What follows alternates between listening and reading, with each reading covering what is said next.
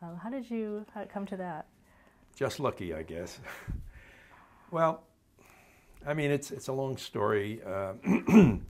I had not been a member of the Academy for some time because I thought that when the Los Angeles branch and the New York branch split, it was the dumbest thing I had ever heard. And it all was based on ego, most of which is on the New York side. I won't go into names, but it was, it was a bad decision, and they got a bad deal in the split. And because, as you know, the setup is that Addis, the LA branch, has the primetime Emmys, and Natus, the New York branch, has the daytime Emmys, the news Emmys, and sports Emmys. And all of the local chapters. And the chapters, local, yeah. And the local chapters. And so it was a bad decision in the beginning, and it was a bad deal for the New York group. And I thought it was stupid. I mean, so after some of the people who had negotiated that thing left the Academy one way or another, somebody called me and asked if I would get involved because they felt that new blood was needed and that nothing was done. And so I went in there with one objective, and that was to stop the wrangling that was going on between Addis and Addis, which often led to lawsuits, which were extremely costly to both sides. And I said, my objective in taking on this assignment is to form peace in the valley. And so I set about doing that. And the way, having been around the Maypole a couple of times, the way you get things done is, you don't make big meetings and whatever. You find key people and you talk to them quietly, and you come to some rational decisions, and then ratchet that up, and eventually it becomes the way things are. And so I knew some of the old-timers from the business who were former presidents of Addis and so forth. And so I went to them and I said, I want to make peace in the valley here. Who do I talk to? And again, I won't use names, but they set me up, and we had a non-meeting because we were involved in another lawsuit, as I remember at the time, and we were not supposed to be meeting. So we spent a couple of hours together, and this was a really rational person, and he agreed that getting the two academies back on the same page was highly desirable, both sides. And so gradually we did that. We ceased all the lawsuits. We started talking to one another. We started meeting together.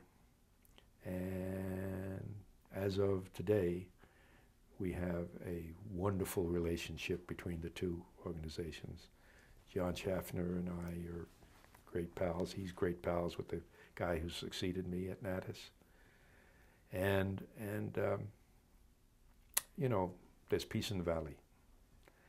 And so once that happened, I was ready to step down, and the sneaky so-and-sos, in the last meeting, I thought was my last meeting, they elected me chairman emeritus of the thing. So now I'm still on the executive committee and so forth. But the people who are now running it are Mal is a terrific guy, and the people he's got working with him.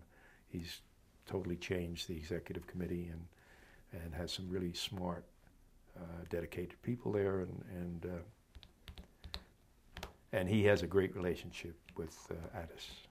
And I mean, he and I and our executive director were out there a short time ago and went to a meeting of the Addis board in which they brought in the Actors Committee, because we were talking about what's going to happen with daytime, you know, after the cancellations and so forth. And we listened to what the actors had to say about the daytime Emmys, which were a disaster. And, you know, we're now looking for other ways that we can continue the tradition without putting on a bad television program. Do you think there'll ever be a reunification? I would hope so. I'm probably not going to be a part of it, but I think it makes ultimately good sense, and eventually should happen. But if it doesn't, you know, as long as we continue to talk to each other and make decisions that are in both of our best interests, then I think we're fine. What do you think should be the mission of the television academies? Well, you know, the proclaimed mission is to award excellence in the television industry. And I think we really should pay attention to that objective and not get sidetracked with, you know, a lot of the other things that have gotten involved. And unfortunately, you know, it's, and I'm involved with several other nonprofit organizations.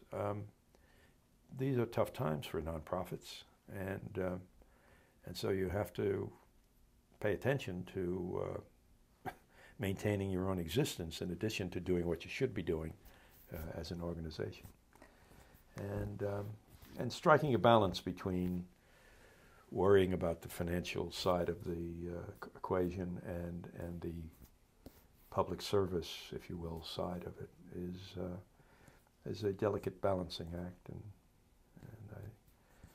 I hope we're doing it better than we had been doing it in the past. How do you see it keeping up with the evolution of television as we're now in? Well, that, you know, obviously that's a big problem, because what is television? It's, you know, I mean, I can remember, you know, when I was in the cable side of the business, and we talked to the Emmy people who said, get lost, you know, cable, that's not television. And so we started our own awards called the ACE Awards, and that got to be popular enough that the Emmy folk decided it's kind of silly, let's combine forces here. And so we did. And now, of course, that's a continuing problem, because, you know, big money operations like HBO and so forth, who can afford, because they get paid directly by the subscriber, they can mount these wonderful mini-series and so forth, which walk off with most of the awards, which kind of bugs some of the long-termers in the television side. So it's not an easy road combining things. And of course, we all have to worry about, you know, what happens with the mobile business and the internet and so forth. And so it's not going to be easy, but I think there will always be room to recognize excellence. And as long as we stick to our knitting, we should be fine. As someone who always seems one step ahead of the next, in the evolution of television, what do you think the next step in television will be? Well, I think that mobile has a huge future. The ability to get information, get entertainment, get anything you want, wherever, whenever you are, is huge. And yet, you know, I'm still a great believer in the basics of television. You know, everybody says, well, you know, if you can DVR something and shift it to the next day and whatever. That's just going to change the whole structure of network television. Not so. The majority, I mean the vast majority of people still sit down at 9 o'clock, to watch NCIS or whatever it is that they want to see. And yes, DVR is a factor. We've gotten Nielsen to recognize that time delay by a day or more still is, because most people, I mean, the great fear was that they would skip all of the commercials. Research has shown that that's not so. People sit there and they watch the show, and they don't, immediately start. I mean, there are those who do, but the vast majority don't. And again, the vast majority sits down and watches the program when the programmers at the networks decide that they should be shown. So, yes, there is an evolution, but it is an evolution and not a revolution, and as has been famously said by almost everybody. And, so not panicking is probably the key phrase here. Through your career, what has been your relationship as well as your opinion of the FCC? Well, as I mentioned before, I'm I'm involved in European programming services, and every decision that we make in our international networks has to consider how is the government going to react to this, and make allowances for that. Because we're all licensed no matter where we are, and at any point the government can pull your license and you're out of business. I have never sat in a meeting in the United States when you're planning a new operation of any kind and whatever and said, gee, I wonder what the FCC is going to say about this. I mean, the FCC is necessary and they do good work, but in the overall scheme of things, they're not a major consideration. As long as you stay within the general ground rules, you're going to be okay. I mean, I can't think of the last time they pulled a license on a station.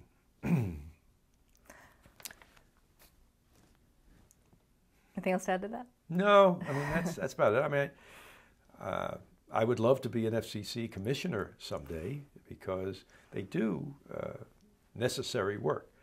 But in terms of business decisions, in my experience, they are a non-factor, which is not so in other portions of the world. Speaking of business decisions, what is the most important component when creating, say, a new cable network? Well, recognizing reality will be a good starting point. Unfortunately, there are a lot of, well, fortunately and unfortunately, I mean, there are a lot of dreamers out there who come up with a great idea, they think, and, talk other people into supporting them financially and so forth, when if they really stopped and sat down with busy, business-savvy people, would point out all of the pitfalls they're going to run into. And not many of them do that, and that's why you get so many startups that just never go anywhere. And so I think reality is a necessary ingredient, and don't get so carried away with your own brilliance that, I mean, the best idea I have ever had in my business life didn't work, and fortunately we recognized it at a point in time and dumped out. What was it? It was called TeleFirst. And again, going back to my technical roots, one day I was sitting there, and VCRs were a big thing in this time, video cassettes, and people renting video cassettes, and Hollywood studios figuring out what the progression of windows should be, how early should they allow it to pay television into video cassette release. And, having gone through the rigors of distribution in starting cable networks, I thought, you know, how wonderful the terrestrial networks had it. You know, the telephone company runs lines and reaches 99.9% of U.S. television homes. That's great. You know, you start out with immediate 100% distribution. Wish we could do that cable. Wait a minute. In those days, the networks only ran until 2 o'clock in the morning. And you remember they played the Star Spangled Banner and the screen came up and it was blank until 6 a.m. when they started with their earliest news. And yet, I knew that the networks paid for 24 hours a day, 7 days a week, 52 weeks a year to the telephone company for the use of those lines. So I thought, what if we could use those lines in the down hours to distribute first-run motion picture product and have people pay for it? And so I went to Leonard Goldenson with the idea. And he said, well, you know, Leonard came out of the Hollywood, I mean, he was with Paramount. Yeah. So he thought like a Hollywood guy, motion picture guy. And he said, not a good idea. He said, we'll never get the product because the minute you put it out there, you know, somebody records it, and they view it, and then they give it to their pal, or worse still, they dupe the thing and, you know, make 12 copies out of it and give it to 12 friends who give it to 12 friends. He said, wouldn't work. I said, well, okay, suppose we were able to restrict the number of copies you could make, namely 0, so it was non-duplicable. And suppose there was a 24-hour window where you could view it on the screen that it had been recorded on, and then after that 24 hours, it would disappear. He said, you mean like, what was the show where your task, should you agree Mission to Impossible. Mission Impossible. It would, you know, self-destruct after they had read the instruction. He said, well, if you could come up with something like that, okay, there'd probably be a good chance that you could work something out with studios. So I got on a plane and I went to Tokyo and I met with the chairman of the Sony Corporation.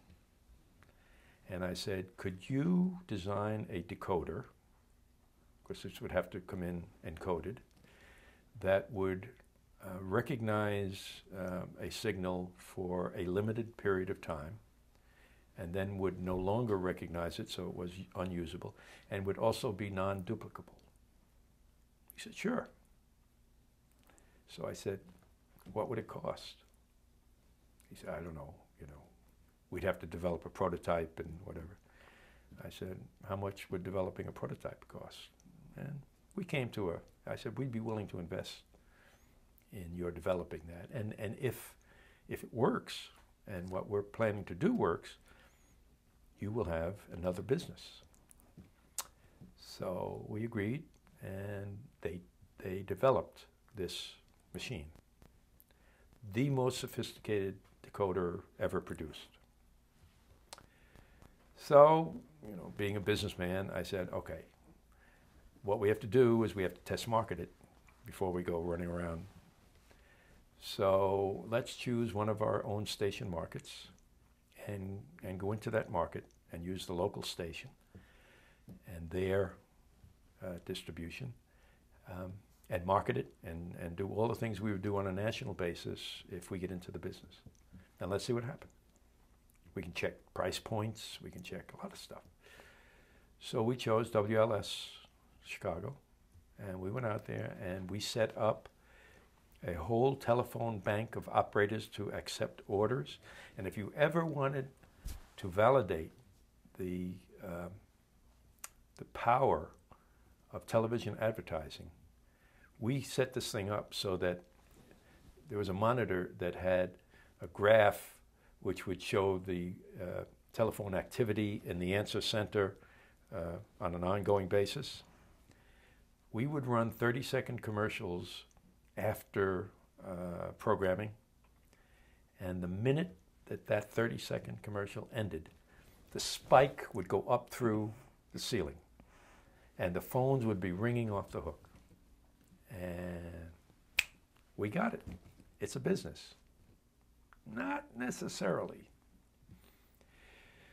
The owners of video rental stores, including Blockbuster, took one look at this and said, whoa, this is the end of our business. So we got to kill this thing. So they reduced their prices to, I guess it was $1 a day. They were even renting by the minute. No, by the hour. 10 cents an hour. If you took a cassette and you went home and you watched it for 3 hours, it would cost you 30 cents. So that became that killed the business. But if we had been able to establish that, I mean, there would be no HBO, there would be no Showtime. ABC would have had the pay per view. Nobody knew what the term meant in those days, but I think we were charging, I don't know, something like $25 a month, and you got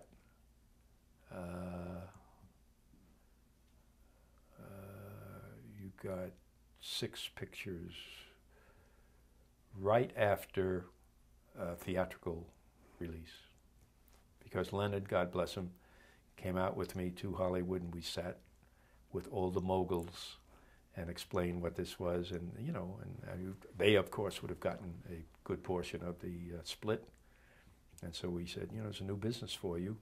It hopefully will not hurt your theatrical business, because people still like the idea of going into a theater and watching. But so we got the pictures. We got 4 studios.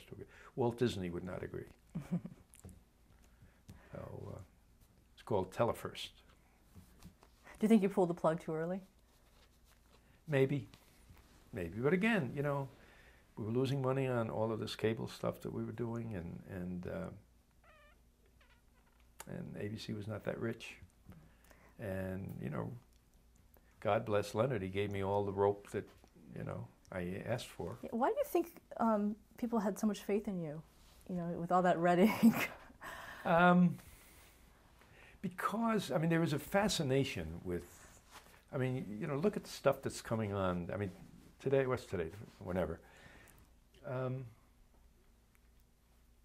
Kindle is shipping today the Kindle Fire, okay? I guarantee you in the next couple of days, there'll be all kinds of publicity and so forth about how this machine, which costs half of what the iPad costs, less than half, and presumably does pretty much what the iPad does. People are fascinated with anything new technology particularly. And I was always talking about something new. Let's get into the cable business. Wow. Let's get into Telefirst. Wow. Let's go invest in Europe. Wow. So, there was that. it wasn't so much faith in me. It was a desire to be on the cutting edge, because the networks were run by smart people, starting with Leonard Goldenson, who recognized that life would not always be what it was that day. And if something sounded reasonable, it was worth a shot. And I always designed anything that I went to Leonard with, I always designed it with a no bottomless pit aspect to it. Works, it works. If it doesn't, we're out. And so that's where we were. What do you think is your proudest career achievement? Well, I guess it's looking at all of the people who have worked with me over the years, all of whom are considerably younger than I am, and look at their career and what they've been able to accomplish. And I mean, it's part of the ongoing legacy of passing the baton, I guess. And what it says to me is that, you know, over the years I made some pretty good decisions, and they're the living examples of it. So. Any career regrets?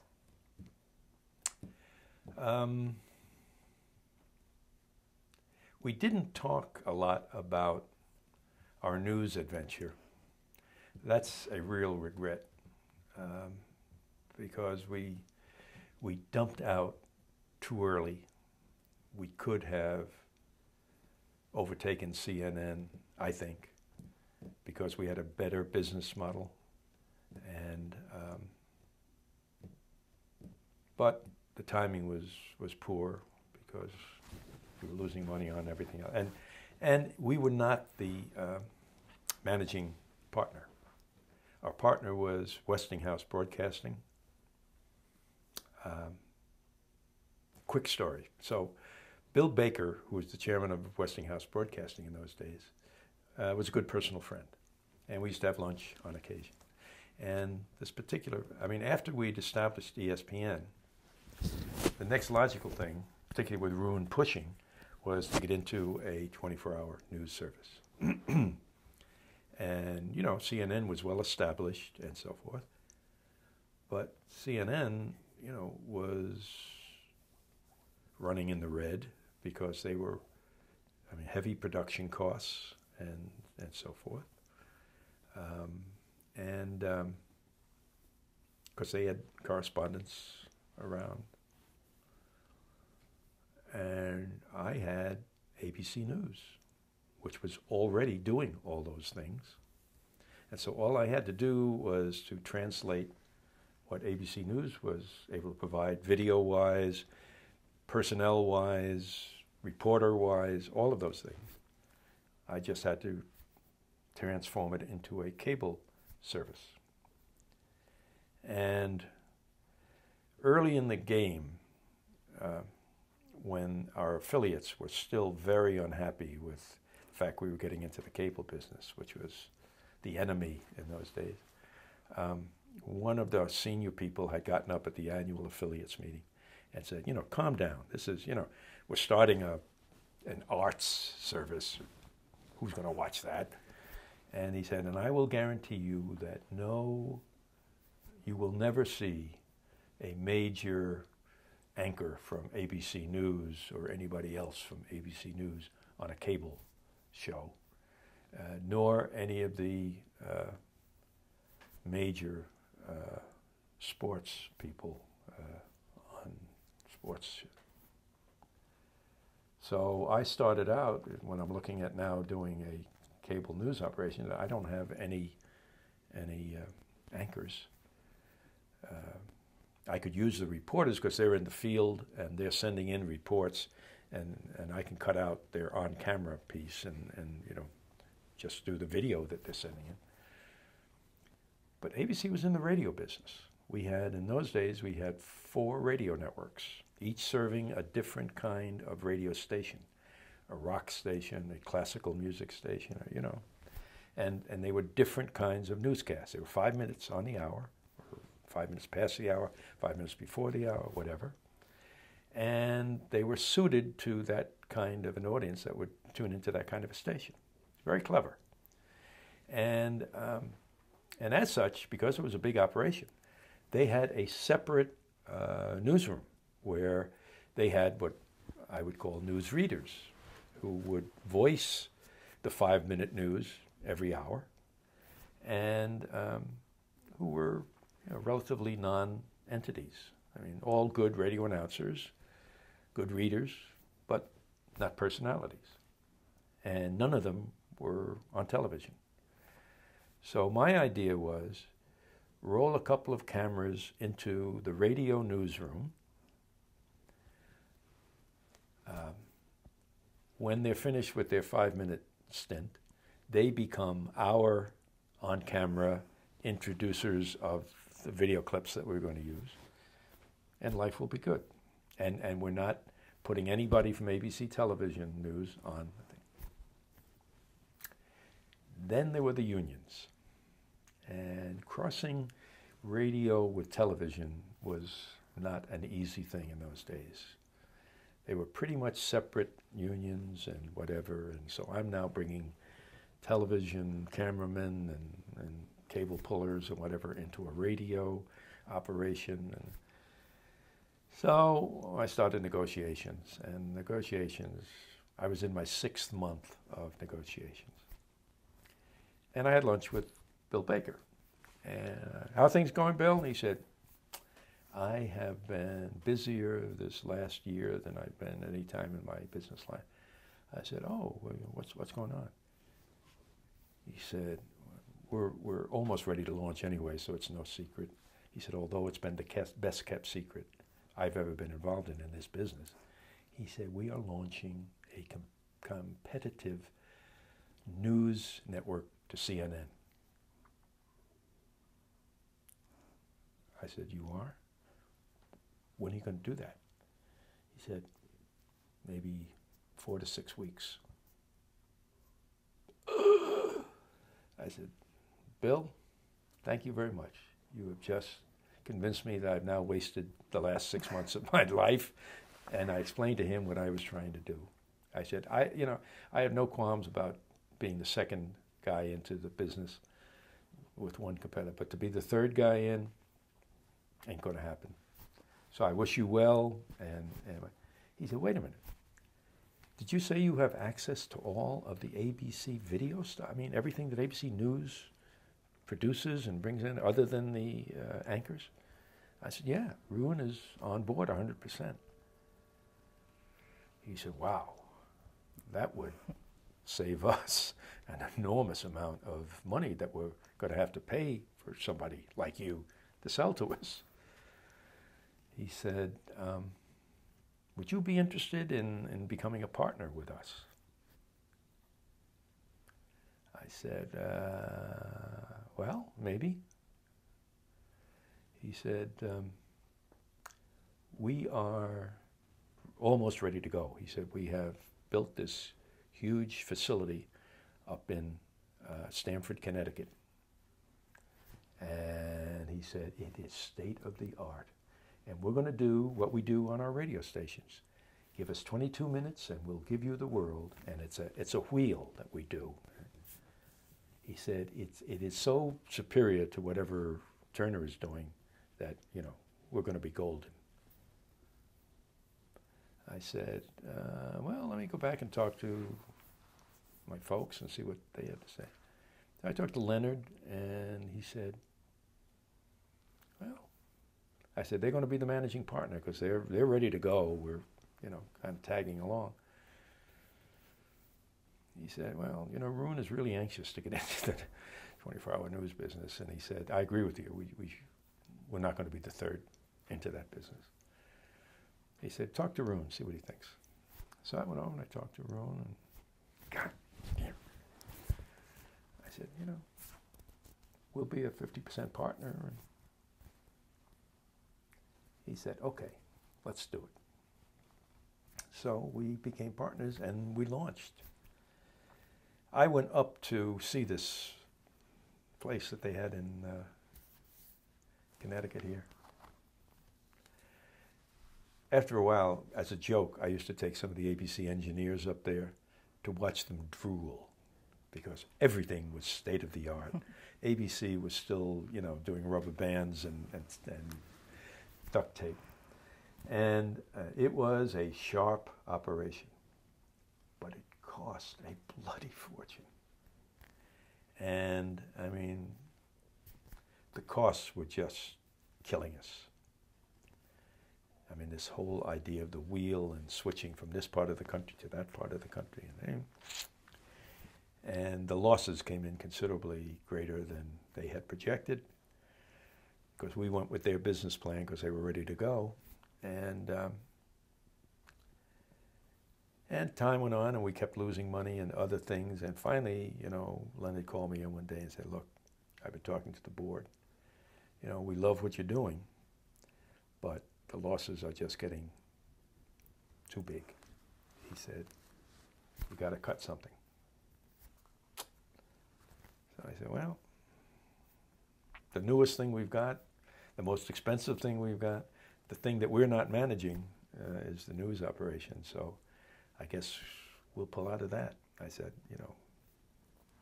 Bill Baker is not going to be happy when I tell him this, because it's going to be a big blow. But if we got to do it, we got to do it. So I called Bill and I said, "I'll talk to you about something." Went over and sat down. I said, "Got a major problem here."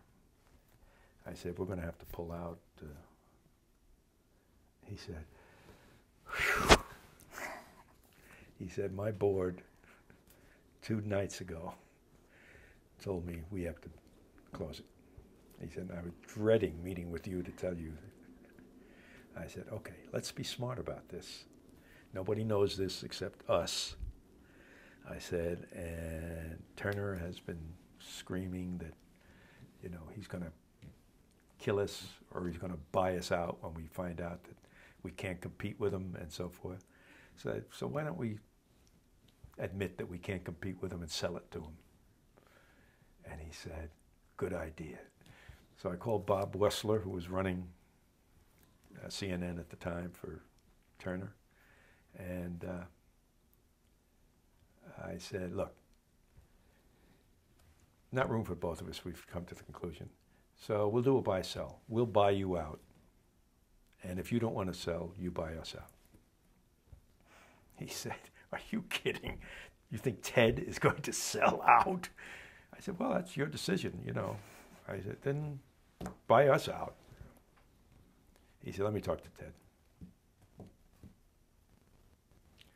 Came back and he said, "Okay, we'll buy you out." "Thank you." I forget what it was, but it was a pretty good buck. So years later, Ted and I got to be pretty good friends. And years later I said, "Ted, I got to tell you something. You're not going to want to hear this."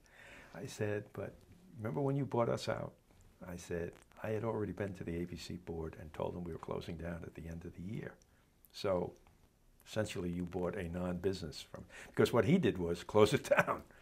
And so he hit the table and he says, "That was that goddamn Wessler. I knew that you guys were bluffing." He said, "But he convinced me that we had to do it." So, but those are the behind the scenes things that are kind of fun and whatever. Oh, that's brilliant. Yeah. What was the name of the news network? Satellite news channels. I think I still have a banner from Sat News. Oh, I have a T-shirt. Yeah, Sat News channels. So have any of your children followed in your footsteps? Well, we've got 3 boys and a girl, and the 3 boys, one way or another, are in the media business, and one is in the mobile business. He's always been on the cutting edge. He's doing very well. Another guy is in the sales end of television and working in New York, and the other guy is in the print business and has worked for several of the major print companies. So one way or another, they're all in it, and they're all doing fine. My daughter married an investment banker, so that's going well. And we are blessed in that we have 11 grandchildren, and all 4 of our progeny live within 15 minutes of us. That's beautiful. 2 in our town and 2 in the next town. And so we get to see the grandchildren whenever we want, and they go home. Pretty good. Our last question is, what do you think is your legacy? Well, I don't know if there is such a thing. Obviously, maybe if I hadn't been around, there certainly would have been an all-sports channel. but maybe it would not have been as robust as ESPN is.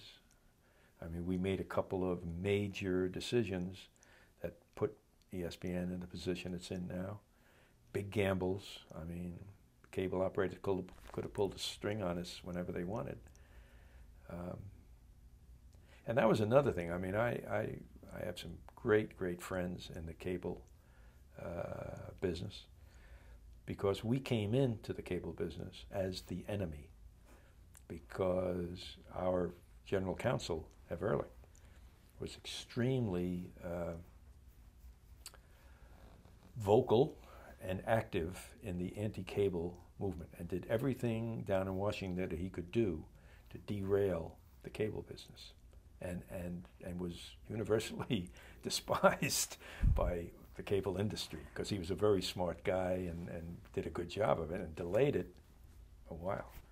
So when we announced we were getting into the cable, and I'd walk in to talk to a cable operator, very often I'd hear, here comes Ev Ehrlich's friend. What do you got to say for yourself? You know? And there were a couple of guys who, people like Chuck Dolan and Ralph down in Comcast, and who said, hey, you know, these guys are willing to come in and spend some money. We need programming. We need quality programmers. Why don't we give them a chance? And having the support of a couple of those guys really paid off, because, you know, we became accepted. And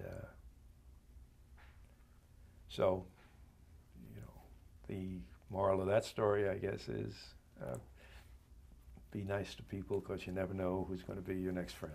Right? And with that, I want to thank you so much. My pleasure. Enjoyed this. Walk down memory's lane. Right? Thank you very much.